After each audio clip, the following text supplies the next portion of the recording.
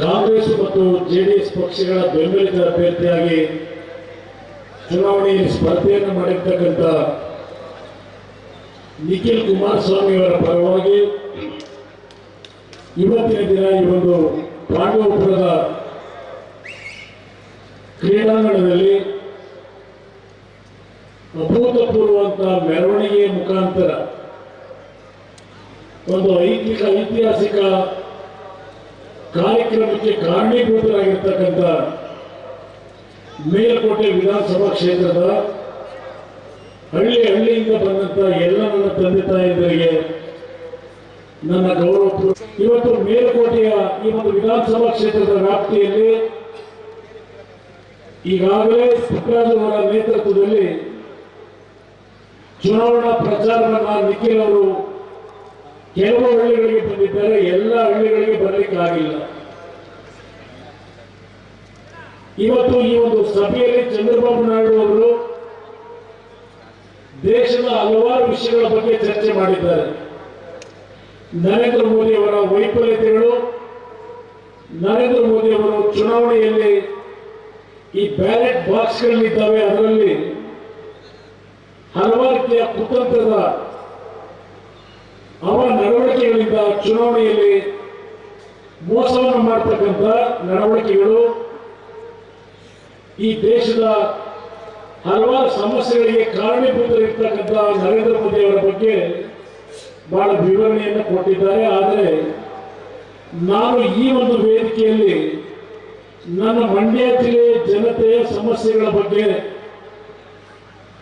ನನ್ನ ಕಾರ್ಯಕ್ರಮಗಳೇನು, ನೀವು ನನ್ನ ತಲೆಯ ಮೇಲೆ ಹೊರಿಸಿರ್ತಕ್ಕಂಥ ನಿಮ್ಮ ಋಣದ ಭಾರ ಏನಿದೆ, ಕಳೆದ ವಿಧಾನಸಭೆಯ ಚುನಾವಣೆಯಲ್ಲಿ 7ಕ್ಕೆ 7 ವಿಧಾನಸಭಾ ಕ್ಷೇತ್ರಗಳಲ್ಲಿ ನಮ್ಮ ಅಭ್ಯರ್ಥಿಗಳನ್ನ ತಾವೆಲ್ಲರೂ ಗೆಲ್ಲಿಸಿದ್ದೀರಿ. ಅದರ ಋಣವನ್ನು ತೀರಿಸತಕ್ಕಂಥ ಜವಾಬ್ದಾರಿ ಇವತ್ತು ನನ್ನ ಮೇಲೆ ಇದೆ. ಪಾಪ ನಮ್ಮ ಬಿಜೆಪಿಯ ಬೆಂಬಲಿತ ಅಭ್ಯರ್ಥಿ ಇವತ್ತು ಹೇಳಿದ್ದಾರೆ, ನಾವು ಯಾವುದೇ ರೀತಿಯ ಕ್ಯಾಬಿನೆಟ್ ಅಪ್ರೂವಲ್ ಕೊಡದೆ ಇವತ್ತು ಈ ಒಂದು ಯೋಜನೆಗಳನ್ನು ಘೋಷಣೆ ಮಾಡಿದ್ದೇವೆ ಅಂತ ಹೇಳ್ತಾರೆ. ವಿಧಾನಸಭೆಯಲ್ಲಿ ನಾನು ಮಂಡ್ಯ ಜಿಲ್ಲೆಯ ಅಭಿವೃದ್ಧಿಗೆ ಪೂರಕವಾದಂತಹ ಸುಮಾರು 9,000 ಕೋಟಿ ರೂಪಾಯಿಗಳ ಯೋಜನೆಗೆ ತೀರ್ಮಾನವನ್ನು ಮಾಡಿ ಆದೇಶವನ್ನೇ ಹೊರಡಿಸಿದ್ದೇನೆ. ಬಿಜೆಪಿಯ ನಾಯಕರು ಕುಮಾರಸ್ವಾಮಿ ಕರ್ನಾಟಕ ರಾಜ್ಯದ ಮುಖ್ಯಮಂತ್ರಿ ಅಲ್ಲ, ಮಂಡ್ಯ ಜಿಲ್ಲೆಯ ಮುಖ್ಯಮಂತ್ರಿ ಅಂತ ಹೇಳಿ ಅವಹೇಳನ ಮಾಡತಕ್ಕಂಥ ಆ ಒಂದು ಬಿಜೆಪಿಯ ಪಕ್ಷದ ಜೊತೆ ಬೆಂಬಲವನ್ನು ಪಡೆದು ಈ ಒಂದು ಜಿಲ್ಲೆಯ ಮತದಾರರ ಮತವನ್ನು ಕೇಳಲಿಕ್ಕೆ ಬಂದಿದ್ದಾರೆ. ಅವರ ಬಗ್ಗೆ ಬಹಳ ಎಚ್ಚರಿಕೆಯಿಂದ ಇರಬೇಕು ಅಂತ ಮನವಿ ಮಾಡ್ತೇನೆ. ಇವತ್ತು ಅವರು ಕೆಲವು ಟೀಕೆಗಳನ್ನು ಮಾಡಿದ್ದಾರೆ. ಇವತ್ತು ಯಾವೊಂದು ಈ ಜಿಲ್ಲೆಯ ನನ್ನ ರೈತರು ಆತ್ಮಹತ್ಯೆ ಮಾಡಿಕೊಂಡಾಗ ಒಂದು ಮನೆಗೆ ಭೇಟಿ ಕೊಡಲಿಲ್ಲ ಇವರು ಯಾರು.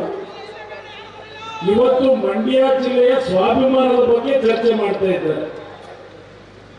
ನನ್ನ ರೈತ ಕುಟುಂಬದ ನನ್ನ ತಾಯಂದಿರು ಆ ಕುಟುಂಬದಲ್ಲಿ ರೈತರು ಆತ್ಮಹತ್ಯೆ ಮಾಡಿಕೊಂಡಾಗ, ವಿಧವೆಯರಾದಾಗ, ಆ ಸಹೋದರಿಯರು ವಿಧವೆಯರಿದ್ದಾಗ ಇವರು ಯಾರು ನಿಮ್ಮ ಕಷ್ಟಗಳಿಗೆ ಬರದೇ ಇದ್ದಂಥವರು ಇವತ್ತು ಮಂಡ್ಯ ಜಿಲ್ಲೆಯ ಸ್ವಾಭಿಮಾನಕ್ಕೋಸ್ಕರವಾಗಿ ನಿಮ್ಮ ಮುಂದೆ ಬಂದಿದ್ದಾರಂತೆ. ಯಾವೊಂದು ನಾನು ದೇವೇಗೌಡರ ಪ್ರತಿಮೆಯನ್ನು ಇಗ್ಲೂರು ಚನ್ನಪಟ್ಟಣದ ಇಗ್ಲೂರು ಜಲಾಶಯವನ್ನು ನಿರ್ಮಾಣ ಮಾಡಿದ್ದಾರೆ ದೇವೇಗೌಡರು. ಆ ಭಾಗದ ಜನತೆ ಒಂದು ಪ್ರತಿಮೆಯನ್ನು ಅನಾವರಣ ಮಾಡಲಿಕ್ಕೆ ಸಮಯ ನಿಗದಿ ಮಾಡಿದರು. ನಾನು ಆ ಕಾರ್ಯಕ್ರಮಕ್ಕೆ ಹೋಗಬೇಕಾದ್ರೆ ನನಗೆ ಸುದ್ದಿ ಬಂದಂಥದ್ದು, ಆ ಕನಕನಮ್ಮ ನಡುವೆ ಇದೆಯಲ್ಲ ನಿಮ್ಮ ಗ್ರಾಮ, ಆ ಗ್ರಾಮದ ಒಂದು ಬಸ್ ಅಪಘಾತದಲ್ಲಿ 30 ಕುಟುಂಬದ ಬಡವರು ನಿಧನರಾದಂತ ಒಂದು ಆ ಬಸ್ ನದಿಯ ಕಾಲುವೆಯಲ್ಲಿ ಬಿದ್ದಿರತಕ್ಕಂಥ ವಿಷಯ ಗೊತ್ತಾದ ಮನೆಗಳಿಗೆ ಆ ಕಾರ್ಯಕ್ರಮವನ್ನು ರದ್ದು ಮಾಡಿ ನಮ್ಮ ತಂದೆಯವರ ಪ್ರತಿಮೆ ಅನಾವರಣ ಮಾಡತಕ್ಕಂಥ ಕಾರ್ಯಕ್ರಮವನ್ನು ರದ್ದು ಮಾಡಿ ಆ ಹಳ್ಳಿಗೆ ತಕ್ಷಣ ಬಂದೆ. ಪುಟ್ಟರಾಜ್ ಅವರಿಗೆ ಫೋನ್ ಮಾಡಿದೆ. ಪುಟ್ಟರಾಜ್ ಅವರು ಕೇವಲ 15-20 ನಿಮಿಷದಲ್ಲಿ ಆ ಸ್ಥಳಕ್ಕೆ ಬಂದಂತದ್ದೇನಿದೆ. ಇವರು ಅವತ್ತೇನು ಹೋಗಿದ್ರು ಪಾಪ ಈ ಚಿತ್ರನಟರುಗಳು ಇವತ್ತು ಈ ಅಭ್ಯರ್ಥಿ ಪರವಾಗಿ ಬಂದಿದ್ದಾರೆ. ಯಾವುದಾದ್ರೂ ನಿಮ್ಮ ಕಷ್ಟಕ್ಕೆ ಬಂದಿದ್ದಾರೆ ಇವರುಗಳು. ಪುಟ್ಟರಾಜ್ ಅವರು ಬಹುಶಃ ಅಧಿಕಾರದಲ್ಲಿ ಇರಲಿಲ್ಲ. ಒಂದು ಬೀಗರ ಊಟಕ್ಕೆ ನಂಜನಗೂಡು ಹೋಗಿ ಆ ಒಂದು ಮೈಸೂರು ರಸ್ತೆಯಲ್ಲಿ ಒಂದು ಅಪಘಾತ ಆಯಿತು. ಒಂದೇ ಹಳ್ಳಿಯವರು ದೊಡ್ಡ ಮಟ್ಟದ ಒಂದು ಅನಾಹುತ ಏನಾಯಿತು. ಆ ನದಿಯಲ್ಲಿ ಬಿದ್ದು ಕೆರೆಯಲ್ಲಿ ಆ ಊರಿನ ಒಂದು ಆ ನಿಧನದಂತ ಅಂತ್ಯಕ್ರಿಯೆಯನ್ನ ಪುಟ್ಟರಾಜ್ ಅವರು ಅವತ್ತೇ ದಿನ ಯಾವ ರೀತಿಯಲ್ಲಿ ನಡೆಸಿದ್ದಾರೆ. ನಾವು ನಿಮ್ಮ ಮನೆ ಮಕ್ಕಳು ಆಗುವಂತಕ್ಕಂಥದ್ದನ್ನ ಈ ಚುನಾವಣೆಯಲ್ಲಿ ನಿರ್ಧಾರ ಮಾಡಿದ್ವಿ. ನಿಖಿಲ್ ಕುಮಾರಸ್ವಾಮಿ ಅವರು ಹಾಸನದವರು ಅಂತ ಇವತ್ತೇನು ಹೇಳಿಕೆ ಕೊಟ್ಟಿದ್ದಾರೆ. ನಿಖಿಲ್ ಕುಮಾರಸ್ವಾಮಿ ಅವರು ಈಗಾಗಲೇ ಈ ಚುನಾವಣೆಯಲ್ಲಿ ನಿಂತಿರ್ತಕ್ಕಂಥದ್ದು ಮಂಡ್ಯ ಜಿಲ್ಲೆಯ ಮನೆ ಮಗನಾಗಿ ನಿಮ್ಮಗಳ ಸೇವೆಯನ್ನು ಮಾಡ್ತಕ್ಕಂಥದ್ದಕ್ಕೆ ಈಗಾಗಲೇ ಬಹಳ ದೊಡ್ಡ ನಿಮ್ಮ ಜೊತೆಯಲ್ಲಿದ್ದಾರೆ. ಚುನಾವಣಾ ಪ್ರಚಾರದಲ್ಲಿ ಅವರಿಗೆ ಭರತನಾಟ್ಯ ಮಾಡ್ತಕ್ಕಂಥದ್ದನ್ನ ನನ್ನ ರೈತರು ಕಲಿಸಿಕೊಟ್ಟಿದ್ದೀರಿ. ಹೊಲವನ್ನು ಯಾವ ರೀತಿ ಉಳಬೇಕು ಅಂತಕ್ಕಂಥದ್ದನ್ನು ಹೊಲದಲ್ಲಿ ಅವರಿಗೆ ತಿಳುವಳಿಕೆ ಮೂಡಿಸಿದ್ದೀರಿ. ಯಾವ ಕಬ್ಬನ್ನು ಬೆಳೆಯತಕ್ಕಂಥ ಆಲೆ ಮನೆಯಲ್ಲಿ ಯಾವ ರೀತಿ ಕಬ್ಬನ್ನ ಇವತ್ತು ಆಲೆ ಮನೆಯಲ್ಲಿ ಆ ಯಂತ್ರಕ್ಕೆ ಇಟ್ಟು ಹಾಲನ್ನು ತೆಗಿಬೇಕು, ಕಬ್ಬಿನ ಹಾಲನ್ನು ಅಂತಕ್ಕಂಥದ್ದನ್ನ ಅವನಿಗೆ ತಿಳುವಳಿಕೆ ಮೂಡಿಸಿಕೊಟ್ಟಿದ್ದೀರಿ. ಖಂಡಿತ ನಾನು ಯಾರನ್ನು ಎದುರಿಸ್ತೇನೆ. ಅವನು ಒಬ್ಬ ರೈತನ ಮಗ, ಸನ್ಮಾನ್ಯ ದೇವೇಗೌಡರು ಮೊಮ್ಮಗ. ಇವತ್ತು ಚಂದ್ರಬಾಬು ನಾಯ್ಡು ಅವರು ಹೇಳಿದ್ದಾರೆ. ಇವತ್ತು ನೀವು ಕೇಳಲಿಕ್ಕೆ ಬಯಸ್ತೇನೆ, ರೈತರ ಸಂಘದ ಮುಖಂಡರುಗಳಿಗೆ ಯಾವ ಒಂದು ನಿಮ್ಮ ಪಾಂಡುಪುರದ ಸಕ್ಕರೆ ಕಾರ್ಖಾನೆ 2006ರಲ್ಲಿ ಪ್ರಾರಂಭ ಮಾಡಿಸಿಕೊಟ್ಟೆ. ಅವತ್ತು ಮುಖ್ಯಮಂತ್ರಿ ಇದ್ದಾಗ 12 ವರ್ಷಗಳಾಗಿದೆ. ಈ ಕಾರ್ಖಾನೆ ಪರಿಸ್ಥಿತಿಯನ್ನು ತಂದಿಟ್ಟಿರ್ತಕ್ಕಂಥ ಯಾರು, ಮುಚ್ಚಿರ್ತಕ್ಕಂಥವ್ರು ಯಾರು? ರೈತ ಸಂಘದ ಮುಖಂಡರಿಗೆ ಕೇಳಲಿಕ್ಕೆ ಬಯಸ್ತೇನೆ.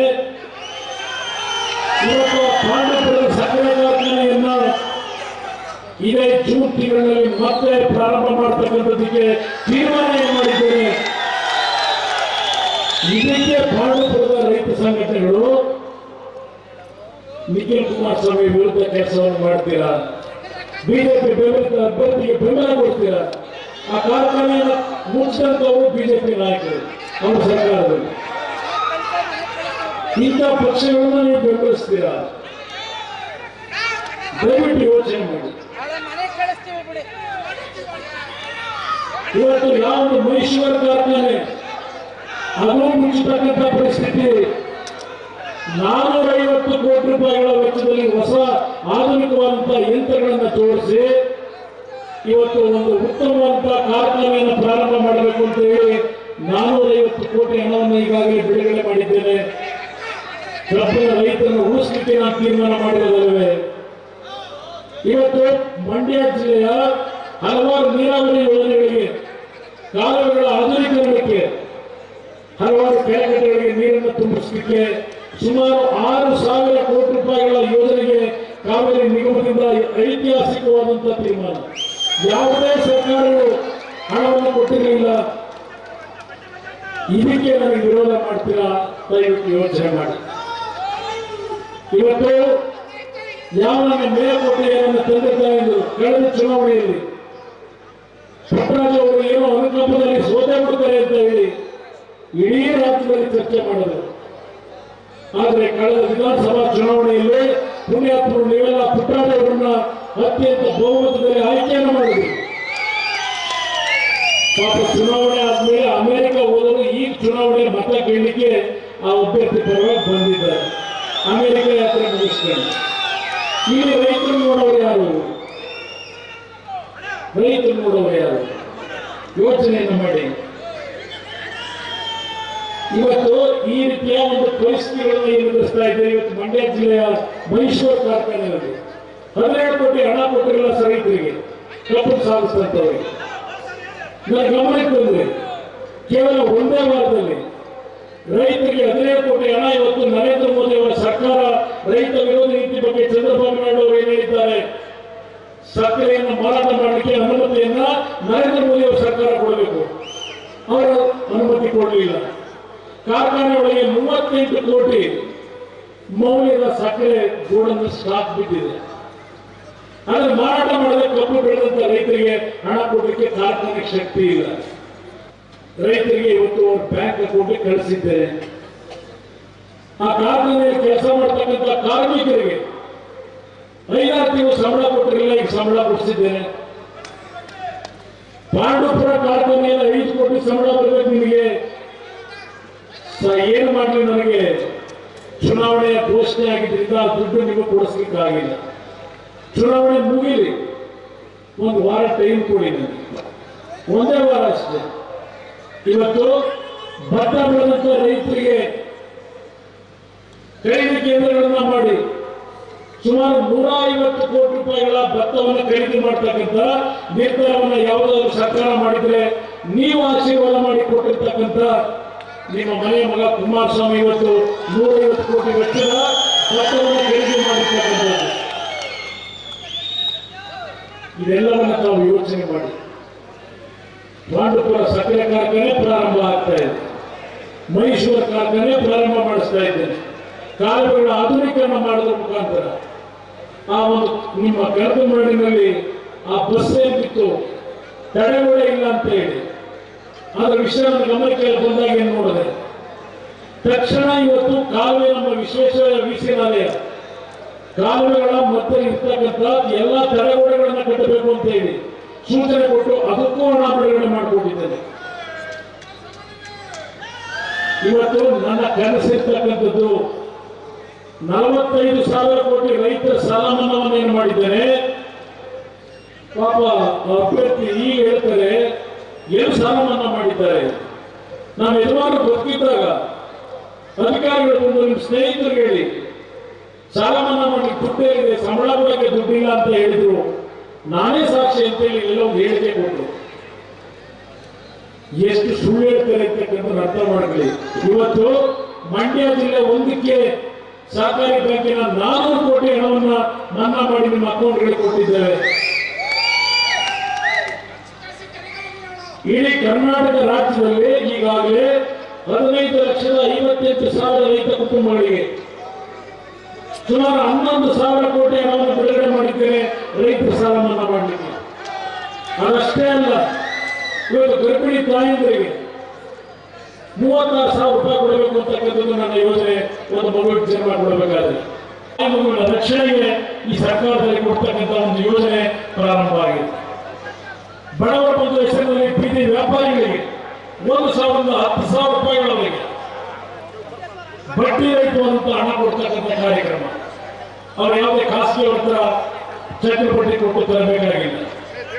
ಅದೇ ರೀತಿಯಲ್ಲಿ ಕಾಯಕ ಅಂತಕ್ಕಂಥ ಒಂದು ಯೋಜನೆ ನನ್ನ ಸ್ತ್ರೀ ಶಕ್ತಿ ಸಂಘದ ಗುಂಪುಗಳನ್ನು ನೀವೇನು ಮಾಡಿಕೊಂಡಿದ್ದೇನೆ. 5 ಲಕ್ಷ ರೂಪಾಯಿಗಳವರೆಗೆ ಬಡ್ಡಿ ರಹಿತವಾದಂತಹ ಸಾಲವನ್ನು ಇವತ್ತು ಸ್ತ್ರೀ ಶಕ್ತಿ ಗುಂಪುಗಳಿಗೆ ಕೊಡ್ತಕ್ಕಂಥ ಒಂದು ಹೊಸ ಯೋಜನೆ ಈ ರಾಜ್ಯದಲ್ಲಿ ಪ್ರಾರಂಭ ಮಾಡಿದ್ದೇವೆ.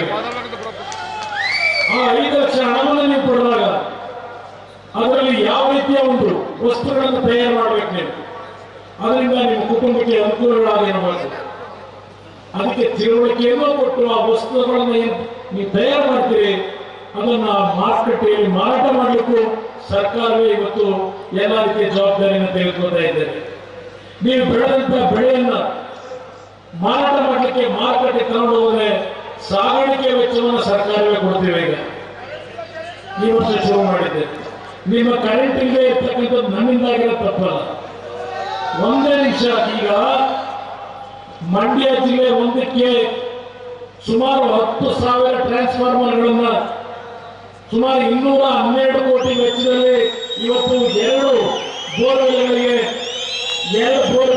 1 ಟ್ರಾನ್ಸ್ಫಾರ್ಮರ್ಗಳನ್ನು ಹಾಕ್ತಕ್ಕಂಥದ್ದಕ್ಕೆ ಈಗಾಗಲೇ ಆದೇಶ ಮಾಡಿ ಕೆಲಸ ಪ್ರಾರಂಭ ಮಾಡಿಸಿದ್ದೇನೆ. 1 ತಿಂಗಳು ಸಮಯ ಕೊಡಿ.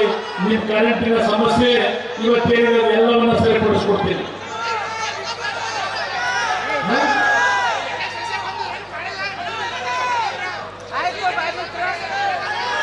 ಅವರಿಂದ ಏನೂ ಆಗೋದಿಲ್ಲ, ಕೆಲಸ ನಾನು ಮಾಡಬೇಕು.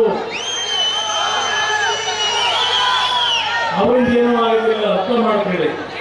ಪಾಪ ಈಗ ಸ್ವಾಭಿಮಾನ ದಿನದ ನಾಳೆ ಅಂತ ಮಂಡ್ಯ ಜಿಲ್ಲೆಯ ಸ್ವಾಭಿಮಾನಿ ಸಮ್ಮೇಳನ ಕಾರ್ಯಕ್ರಮ, ಸ್ವಾಭಿಮಾನಿ ಸಮ್ಮೇಳನ ಕಾರ್ಯಕ್ರಮ. ಜನ ರೈತರು ಕಷ್ಟಕ್ಕೆ ಸಿಕ್ಕಿದಾಗ ಅವ್ರ ಕುಟುಂಬ ನೋಡಕ್ ಬರಲಿಲ್ಲ. ನೀವು ಕಾರ್ಖಾನೆ ಮುಚ್ಚಿದಾಗ ಕಾರ್ಖಾನೆ ಪ್ರಾರಂಭ ಮಾಡಿಸ್ಲಿಕ್ಕೆ ಬರಲಿಲ್ಲ. ಹಾಗೆ ಹೋಗಿದ್ದಪ್ಪ ಇವರು ಸ್ವಾಭಿಮಾನ, ಎಲ್ಲೋಗಿತ್ತು ಸ್ವಾಭಿಮಾನ. ಏನೇನು ಮಾತನಾಡಿದ್ದಾರೆ ಗಮನಿಸ್ತಾ ಇದ್ದೇನೆ ನಾನು, ಏನೇನು ಮಾತಾಡಿದ್ದಾರೆ, ಯಾವ ರೀತಿಯಲ್ಲಿ ಸುಳ್ಳುಗಳನ್ನು ಹೇಳಿದ್ದಾರೆ. ಇವತ್ತು ಮಂಡ್ಯ ಜಿಲ್ಲೆಯ ಸ್ವಾಭಿಮಾನದ ಬಗ್ಗೆ ಹೇಳ್ತಾರೆ, ಕೇಳಪಟ್ಟಲ್ಲಿ ಹೇಳಿದೆ. ತಾವು ಗಮನಕ್ಕೆ ನಾನು ತರಲಿಕ್ಕೆ ಬಯಸ್ತೇನೆ ಮಂಡ್ಯ ಜಿಲ್ಲೆಯ ಜನತೆಗೆ ಈ ವೇದಿಕೆ ಮುಖಾಂತರ. ಅವತ್ತು ಅಂಬರೀಶ್ ಅವರು ನಿಧನರಾದಂತಹ ಸುದ್ದಿ ರಾತ್ರಿ 12 ಗಂಟೆಗೆ ನನ್ನ ಮಗ ನನಗೆ ಹೇಳಿದ.